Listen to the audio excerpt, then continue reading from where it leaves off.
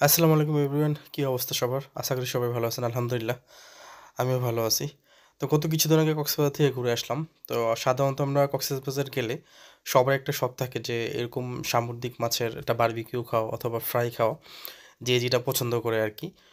তো এটা মানে খাওয়ার সময় সবচেয়ে যে বড় স্ক্যামটা হয় আমাদের সাথে, সেটা হচ্ছে আমাদেরকে পচা মাছ এক নম্বর ধরাই দিবে।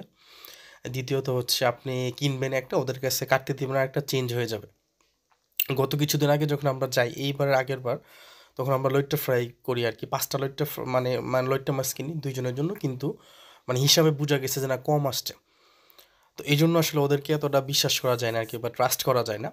আর দামের যে বিষয়টা, সেটা খুবই এখানে গুরুত্বপূর্ণ। দামের বিষয়টা কেন গুরুত্বপূর্ণ? আপনি যে সাইজের একটা মাছ নেবেন, ওরা দেখবেন দাম চাবে ১৩০০, ১৫০০, ১,০০০। তো সেই ক্ষেত্রে আপনি কি করবেন? সেই ক্ষেত্রে আপনি দামটা আস্তে আস্তে তুলবেন। মানে আস্তে আস্তে বলতে গেলে কি, মানে ছোট থেকে শুরু করবেন। সে যদি ১,০০০ টাকা চায়, তাহলে আপনি বড়জোর ৪০০ বলতে পারেন, অথবা ৫০০ বলতে পারেন, এরকম অর্ধেক। মানে অর্ধেকের চেয়েও আরেকটু কম বলার চেষ্টা করবেন আর কি। সেই ক্ষেত্রে আশা করি আপনি মাছটা কিনে জিতবেন, ঠকবেন না।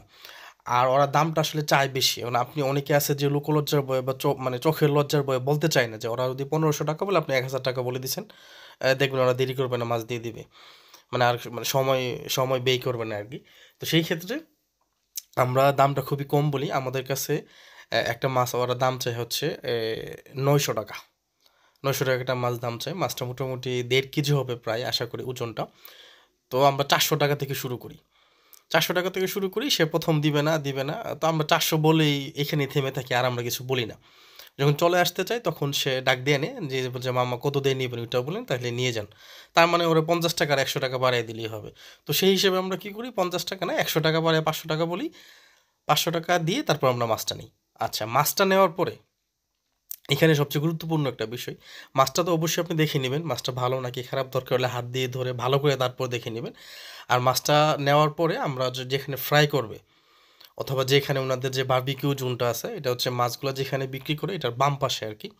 আমরা সবাই জানি, বা যারা নতুন যাবেন তারাও দেখবেন, ওরা আপনি টাকা পেড করে দিলে এখানে, তারপর ওরা আপনাকে নিয়ে যাবে ওইখানে যেখানে বারবিকিউ করা হচ্ছে। আর এখন মানুষ একটু, মানে কয়েকটি স্ক্যাম হওয়ার পর এরকম সবাই একটু সচেতন হয়ে গেছে। তো এই হচ্ছে ওনাদের বারবিকিউ জোনটা আর কি। এখানে বারবিকিউ করতেছে অথবা ফ্রাই করতেছে, যে যেটা করতেছে আর কি। যদি ওদের বারবিকিউটা হয় না গ্যাসের, মানে আগুন দিয়ে ফুল স্পিড একেবারে পুড়তেছে, যেটা বারবিকিউর স্বাদ থাকে না।